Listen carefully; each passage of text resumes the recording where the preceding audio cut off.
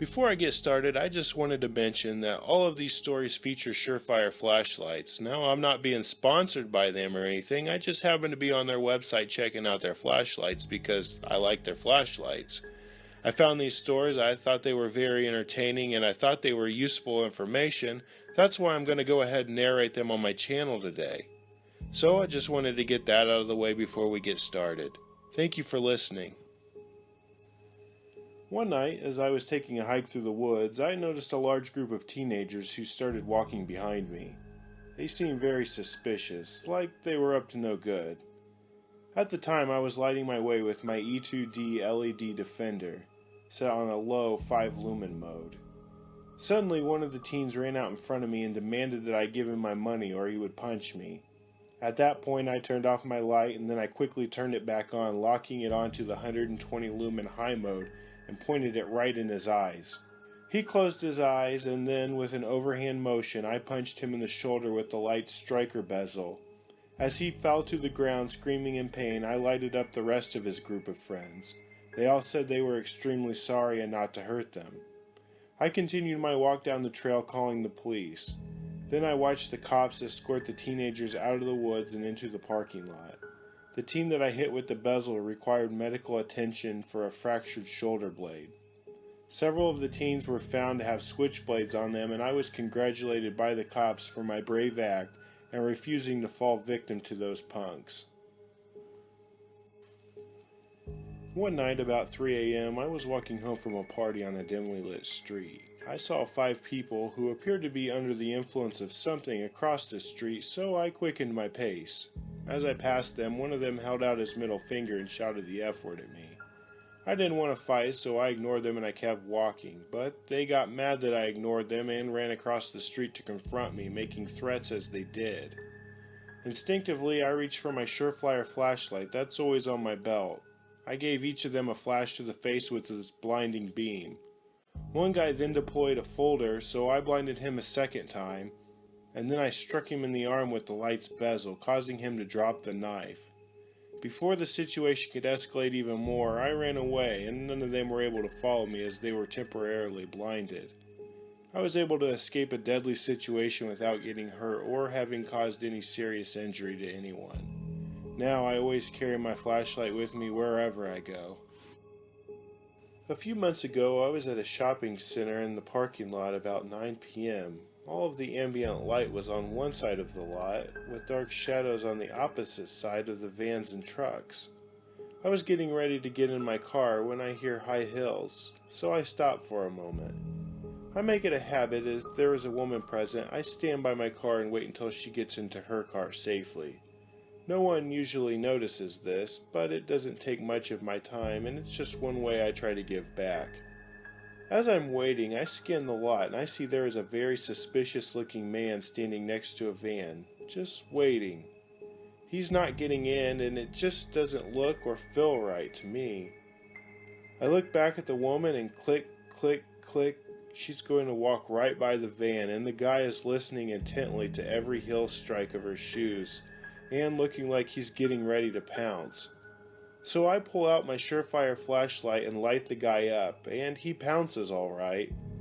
Out from behind the van and across the parking lot, running at full speed. My Surefire certainly made things very easy for me that night. I didn't have to engage him, and somebody's wife, mother, or daughter got home safely that night because I had my trusty flashlight in my pocket. I work as an LPN nurse in Everett, Washington, and I have to be at work at 5 a.m. My husband really worries about me, so he bought me some pepper spray and a giant Surefire flashlight, the UB3T Invictus. I parked outside the hospital and I looked around and I didn't see anything, so I left the pepper spray in the car, but I decided to take my flashlight just in case. I got about halfway to the hospital door when I noticed a tall male behind me coming at me fast. He grabbed my shirt and my purse that was on my arm, and I immediately dropped the purse, but he continued to try to pull me backwards towards the rear of the parking lot and into the woods. That's when I knew he wasn't interested in the purse. I instinctively blotted up my flashlight and hit him hard in the side of the head, and he let go as soon as the light made contact and he dropped down to one knee. I then turned on the flashlight and I started running towards the entrance. I got there, and even though I thought he was right behind me, he wasn't. The blow to his head had taken all the fight out of him. The janitor had seen the light outside and came out to investigate, reaching the door the same time that I did. He let me in and we called the police. The police found the guy sitting next to the dumpster completely defeated and bleeding profusely from the cut just above his right ear, which would later take 43 stitches to close back up. The officers asked me what I hit the guy with, and I showed them, and they loved the flashlight. I had to go to the police station and fill out some paperwork, and that's when I found out that the guy had 4 prior arrests for assault on females and was being held now for possible rape and assault charges on a woman in my same town. Everyone agrees, from my husband to the arresting officer, that I was lucky to have chosen the flashlight over the pepper spray. I loaded up my dog, my fishing rod, and my Surefire flashlight about an hour before twilight and headed to the local pond to catch some baby tarpon. I let my dog run around the shore while I was catching tarpon, and it was soon twilight, and it dawned on me that I hadn't seen my dog in a while, so I started to call for her. I walked into the bushes and listened, and that's when I heard all hell break loose. My dog was barking and fighting with something in the bushes. My dog is a hog hunting dog, but she didn't have her protective Kevlar vest on or a cut collar. I heard her yelp and the deep grunting of a big wild boar. I quickly made my way to the noise, and when I got there, I found my dog had a 250-pound hog with huge 3.5-inch cutters caught by its ear. As soon as the hog saw me, it turned towards me and charged, my dog still on it. I was on all fours, and all I could do was wait until the last possible second before swinging at the charging boar with my flashlight. I hit the hog as hard as I could with the bezel, right above its ear, and God is my witness, it flopped over on its side. It was knocked out cold. So I whacked it a couple more times for good measure and tied its feet with my bootlaces. I sat there, sweat streaming from my pores and shaking uncontrollably from the adrenaline rush. It sunk into me that had I not had my flashlight, best case scenario, I would have been headed to the hospital with some very nasty cuts. Worst case scenario, I would have bled out there. I rushed my dog to the closest emergency vet, and 42 stitches and $1,500 later, she was stable and going to be okay.